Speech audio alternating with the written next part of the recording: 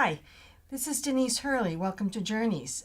Journeys is a program where I like to bring people on from the community to talk about their journeys and what they do in the community and the interesting lives that they have. Today, I'd like to welcome Gloria Parkinson to the show. She is part of the Rauscher Farm management there, and Gloria is going to tell me a little bit about herself. She has a lot more to say about some other things besides the Rauscher Farm involvement that she has. But let's start with, I know that, welcome to the show, Gloria. Thank you, Denise. You're Thank you welcome. for having me. It's a joy. Thank you. Oh, you're welcome. Okay, so I know you started your journey in Liverpool, England.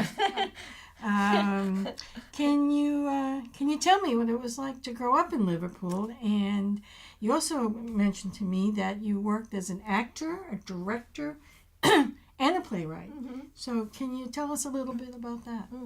You'd think I should make my mind up, wouldn't you? About which to do. So I'm what you call a Scouser. Oh, That's okay. or a Liverpudlian. That means I was born in Liverpool, Mm-hmm. and I actually grew up in Liverpool, sort of in the post-war period, Mm-hmm. when at that time in England, not just Liverpool, there was still a certain degree of privation. There were still things on ration when I was growing up.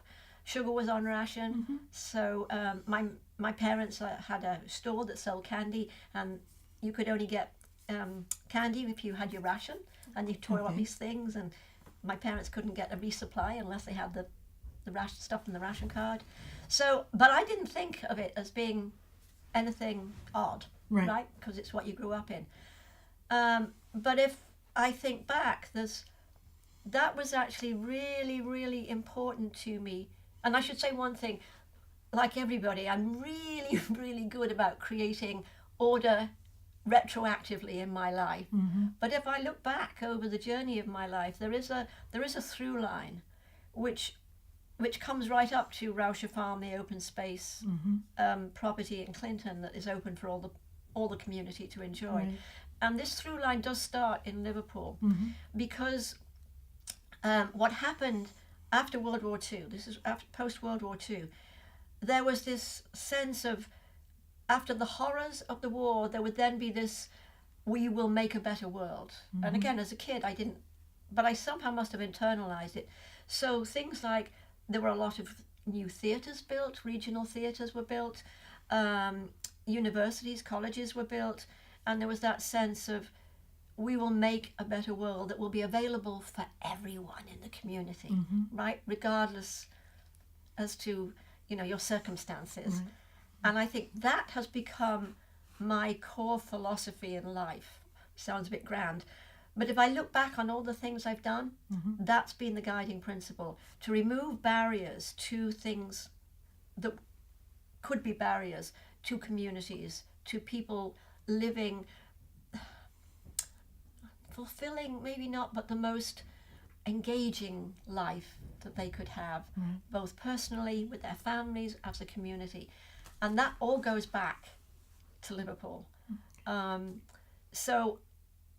in those early days, then I went into the theatre. I'm actually an incredibly shy person. I know it's hard. I'm a person who overcompensates for shyness by talking. Okay. But I went into the theatre initially as a performer, because that's the only thing I saw women doing. Right. But actually, being a performer absolutely terrified me. Talking here terrifies me, actually. What I then managed to segue into was being a woman director, which was very unusual at that time.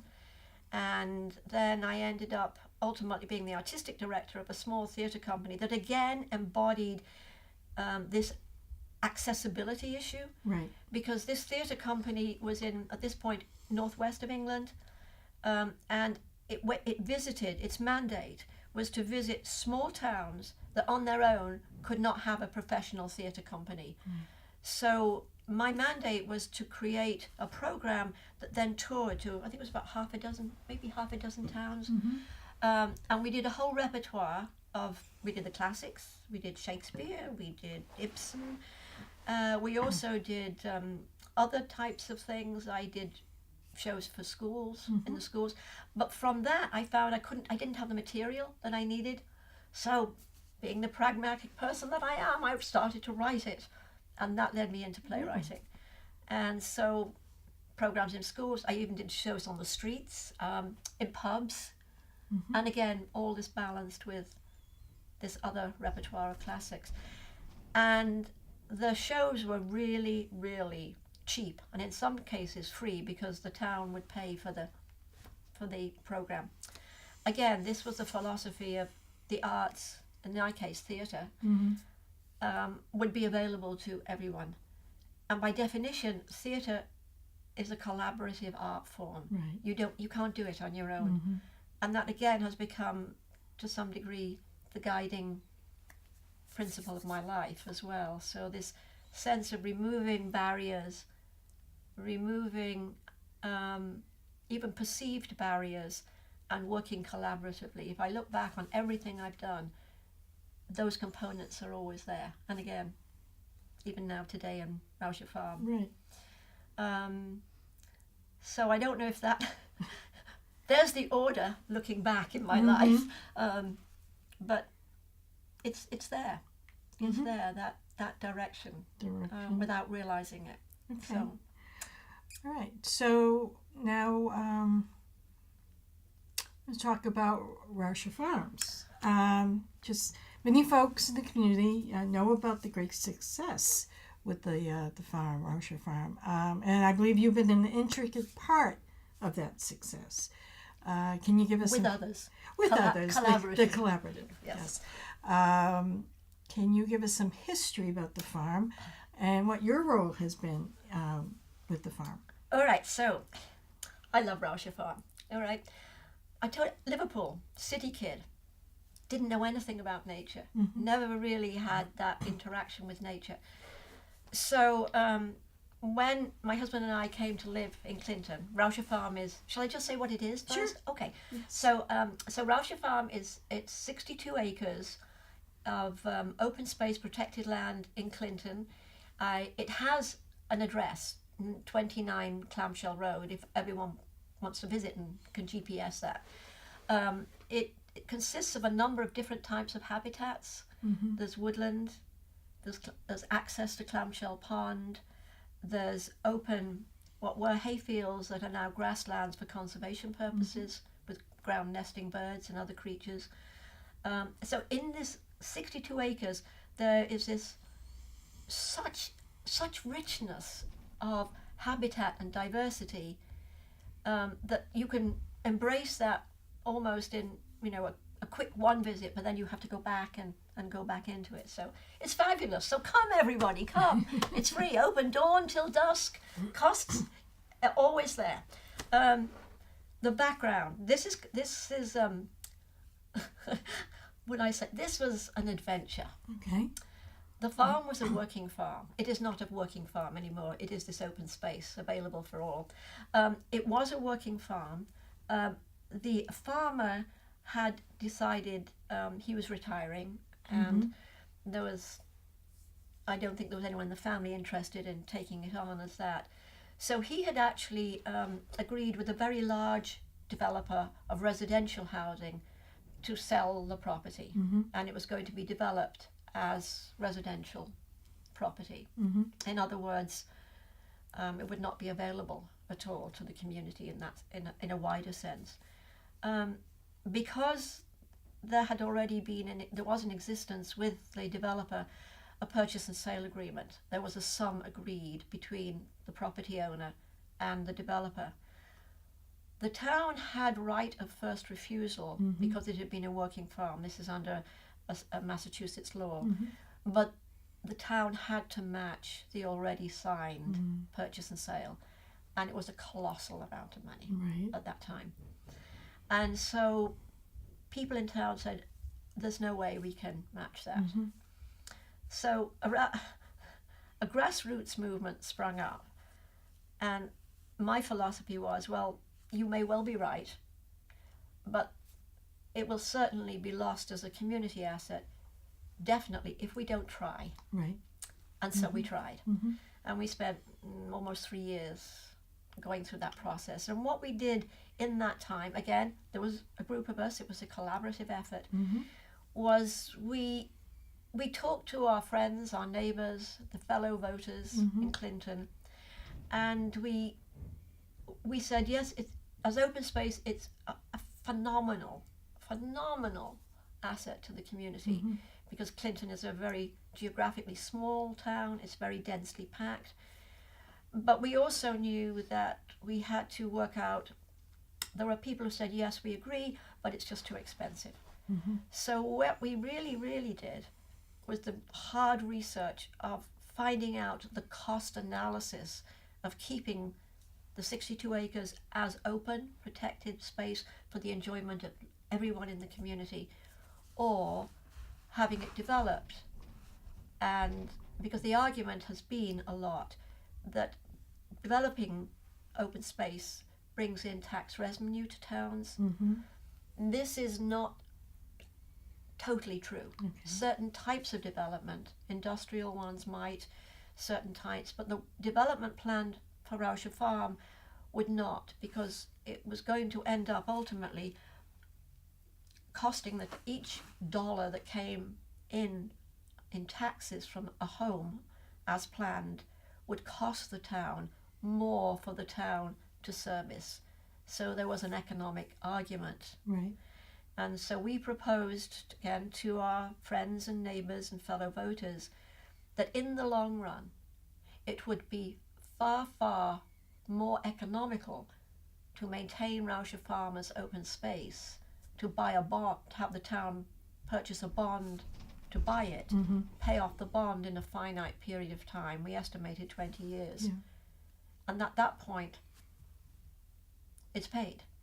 Whereas to develop it, the service is required for those properties such as, school expansion, roads, fire, all the stuff that goes with a very large residential development would cost the town. And ultimately, that is what happens. The voters of Clinton voted for a bond to buy Rauscher Farm. Very nice. Yeah. And so it's a story of, I believe if you have a passion, you have to play out that passion.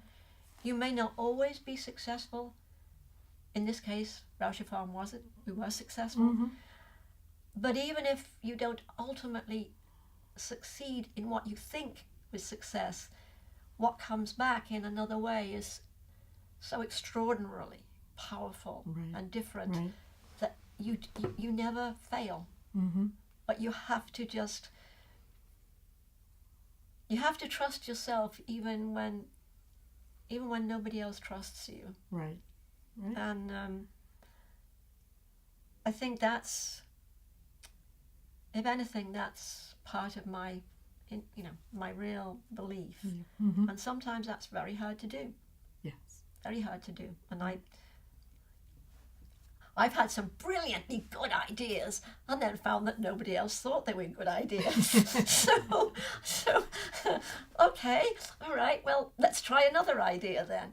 But I do believe Rauscher Farm, and it's similar to my role at the Clinton Library, the Bigelow Free Public Library in Clinton. I just goes back, harking back to this beginnings, my really, really little beginnings, in Liverpool, is a community. We all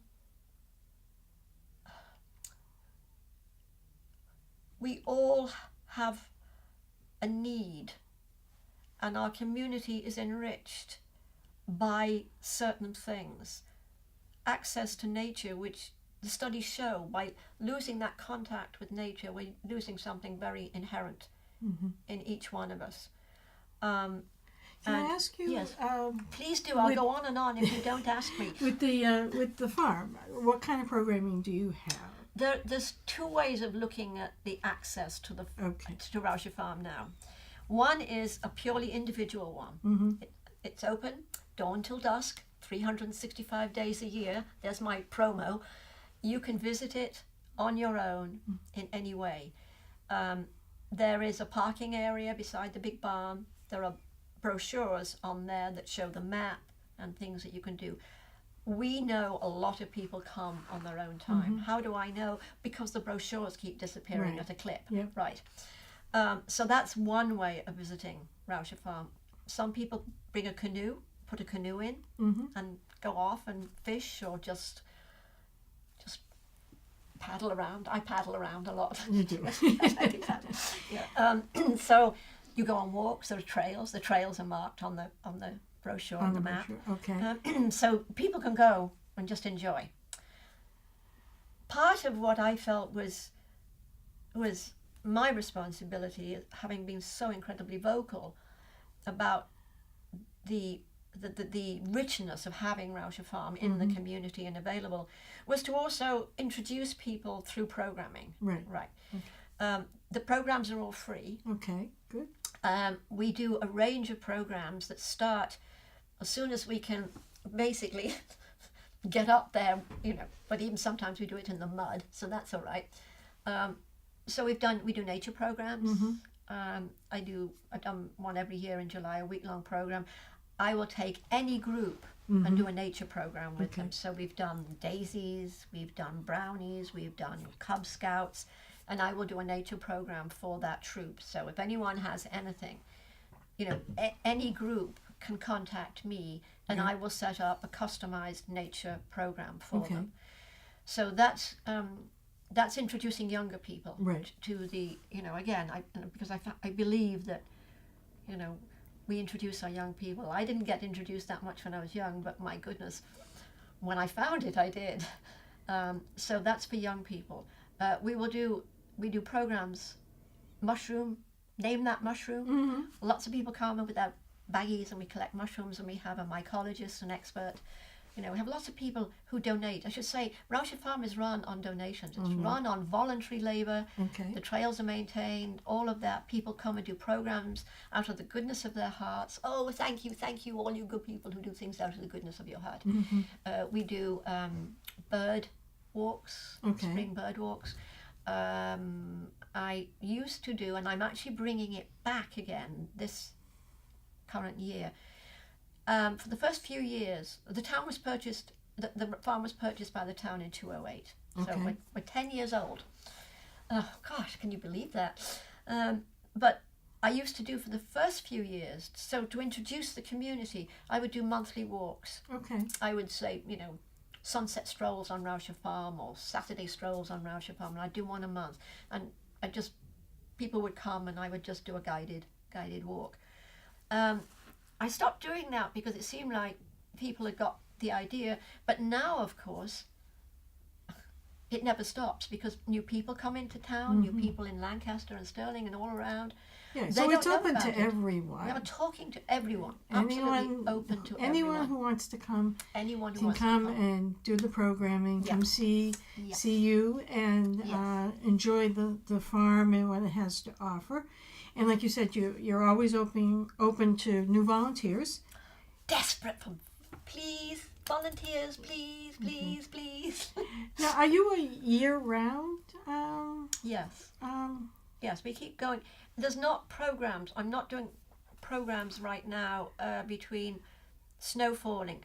We story walk. Okay. We have a story walk for little ones, which we do every year, which is, a book put on a board along a trail. Sure. We take that down. So we took that down in the last couple of weeks because of snow. Right. So we take that down, but that will run on. And that's, again, something people do in their own time. So, but it's open year round. The programs are not going to start probably, and it depends on the weather. Okay. Probably May through October. Okay. The organised programs. Okay. But visiting it with groups, no, that's all the time. All the time. So in light of the fact that we're probably getting quite a bit of snow this weekend. And for the rest of the year, I would imagine, for the winter, people can go and explore. Snowshoe, the cross country. Yes, cross country. Okay. Yeah. And there's no vehicles on Rauscher Farm. Okay. No ATVs, no snowmobiles, none of that. That's because they tear up. Sure, the land and the trails and whatnot. Yeah. Okay. So that's great. So there's a lot to do. There is a huge amount to do. Yes, we have a lot of birders up there all year round. Okay. People, the people who come with their cameras to look at the migration, but people just come because the pond is a huge landing. It's a pit stop for migrating birds. Sure. Okay. Spring and fall. That's fabulous. Oh, okay. Well, the other thing I just wanted to talk to you about, the farm sounds fabulous, and what a great way to bring a community together and to work with the town of Clinton to make this happen. So, we have this open space in our region. And you never know how doing something changes you. You as a person, yeah. I would never have imagined me doing what I do on Rauscher Farm. Yeah. And you're a volunteer as well. Oh, yes. Yeah. Absolutely. Yeah, so you're a volunteer as well. Yeah. I want to talk a little bit about the library, too, the Bigelow Free Library.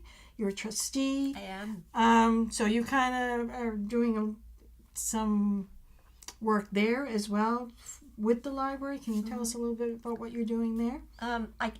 Let me put the connection of those. Sure. You'd say why Rauscher Farm and why the library? What do they have? Because they are, in my mind, they are the same. It's this accessibility thing, right? And a public library is, I think, a vital heartbeat in a community. And I think Rauscher Farm is a vital access to nature is a vital heart. And again, there are no barriers. A public library means it's for the public. Right. And of course, the modern day library is not simply a lending library of books. The modern day library is this gateway. For example, in the Bigelow Library, we're a member of that regional area, CW Mars, which opens up access online to literally millions of things. And this is true of, I think Lancaster and Sterling is the same. So a library is like, it's a window on the world. And it's not just books. It's also, the electronic, all the electronic things, the e-books, the DVDs. Yes, we still have DVDs. All of that. So it's this huge resource. It's also a key part of this accessibility because now the Clinton Library, like other libraries, is very important for having computers. Right.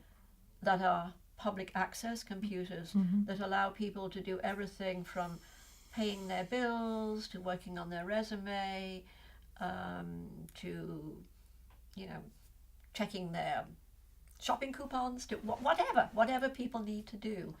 This there is it's free. Right. It's free. So I as a young person growing up, libraries were my education. And I believe that as a young person, and I believe it, till I'm twittering in the trees on Rauscher Farm, right? But yes, libraries are absolutely vital. And I'm happy to say that the Clinton Library is recognized as that. However, one big thing that is the trustees, again, the collaboratives, it's working together. Right. And working with, we have a fabulous library director too, Marie Muller. The Clinton Library is one of the original Carnegie libraries. Okay. It was actually built in 1906. It's a stunning piece of that architecture. but it is in desperate need of being brought into the 21st century. Okay. Which means two things: either redoing to bring it up to where it should be for the modern day library going forward, or it means building a new library. Mm-hmm. The state of Massachusetts, there is a library construction program. Right. It's very competitive, and it's in two phases. A phase A is the design phase, when if you're successful, you apply for this phase. If you're successful, you get a state grant. You still have to match it, but the trustees have worked on where we can match that phase right now. And then that process works out the two options for you. Then the town will decide. It won't be the trustees who decide. Mm-hmm. It will ultimately be the town. And then you will apply for a construction grant, which is also very competitive. These are our goals. Okay. This is what the trustees are working on. We have talked to the town for the last 2 or 3 years about our intention. We do not know when the application cycles for phase A, the design phase, opens up, but we're getting closer and closer and closer. So we have been getting a huge amount of work, research. We've had other library people come in to talk about us who went through this process. So your hopes is to be able to go forward with Yes. New construction, That's or for the town. whatever the town decides It'll to either do. be a new library, or it will be the existing library Mm-hmm. Brought up to where a 21st century building should be. Okay. The challenge is that I mentioned that Clinton's a very densely populated small Right. town geographically. Yes. There's space is of a premium. That's true. That's true. But again, Rauscher Farm was a challenge Sure. too. So you tend to like taking on these challenges and seeing them through, don't you? I guess I do. You do. But at this point in my life, I also know I have to accept that in terms of, say, the library, I really may not be here. Right. But Yeah. that is absolutely no excuse Mm-hmm. not to put the building Blocks there. in Right. place Mhm. so that we give it the best chance we can. Right. Right. And this again, so here it is. It's Liverpool. One of the things I didn't mention about Liverpool is when I was growing up in the post-war period, Liverpool was bombed during the war, so there was whole areas of the city Mm-hmm. which consisted of the shell of buildings. Right.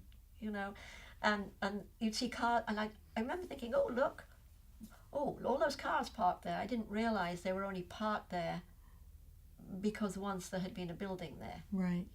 And that's when the whole rebuilding started. Through into the 60s. So it's really funny, isn't it, when you think, oh, I hadn't thought about that for a long time, and here I am looking at another building, Mm-hmm. the library. The library That needs. It really needs this to happen. Right. Well, I'm sure that know. it will with your expertise and push with the other trustees and the town. So Can I call you up when I'm having a down moment? There you go. All right. So I guess at this point, if there's anything you'd like to tell people more about the farm or the library, or how people can reach you or Okay, help out, how can we do that? How can? All right, so let's start with Rauscher Farm. Okay. All right, so I will gaze into the camera at this moment. All right, so Rauscher Farm has a website, which is www, the name of the farm, Rauscher, Rauscher, farm, all one word, .org. So we have a Facebook page, Rauscher Farm. You will see when you look at the materials, the marketing and promo materials, there's email info@rauscherfarm.org. Those emails come directly to me into my email box, which means if you have any questions, you email info@rauscherfarm.org and I'll reply. If you have things you would like to do and you want to ask about it, if you have groups you want to visit and would like a guided tour, if you have younger people that you want to do a nature program with, info@Rauscher Farm comes right to me. That's really, I should say that again, we don't have a budget to promote, so that's why I'm saying we use the website, the email, and Facebook. You can message me also. I'm on Facebook. I'm really easy to find, I think. The library, obviously, we're right there right by the town hall in the library. Okay. We have a Friends of the library, so if you are interested in helping the Clinton Library, and also learning more about this long-term plan with the library, join the Friends. Trustee meetings, open to the public under the open meeting law. Come be a member of the public. I make room for public comment. I happen to chair these meetings. Mm-hmm. So keep in touch. It's all about who we are as a community. Be you in Clinton, Sterling, Lancaster, even talking to Denise. I've known Denise for a little while. A few years. A little while. Through music, actually. Yes. That's how we met, through music. That's true. But what Denise does, what everyone here is doing, the people behind the camera, and I hear there's a wonderful editor going to edit this. Thank you. This is all about community, how we reach out, how we talk to each other, and how we not be afraid. When it seems like something's big to do, think of it as a puzzle. Mm-hmm. And pick out one piece at a time. Otherwise, it can be overwhelming. Just pick out one piece of the puzzle. Have a go. I encourage, because that's what makes us who we are as human beings. And as a species, I was a medical and science writer as well, we are a social species. We only actually function when through each other. Okay. All right. Well, thank you so much, Gloria, for joining us today. It was a pleasure. And thank you so much for your service to the town of Clinton and to the region. You've been doing so much for us, so we really appreciate that. With others. Collaboration. Collaboration. Okay. But thank you again. And this is Denise Hurley. Thanks for joining our show, and I'll see you next time. Bye-bye. Bye. Thank you, Denise.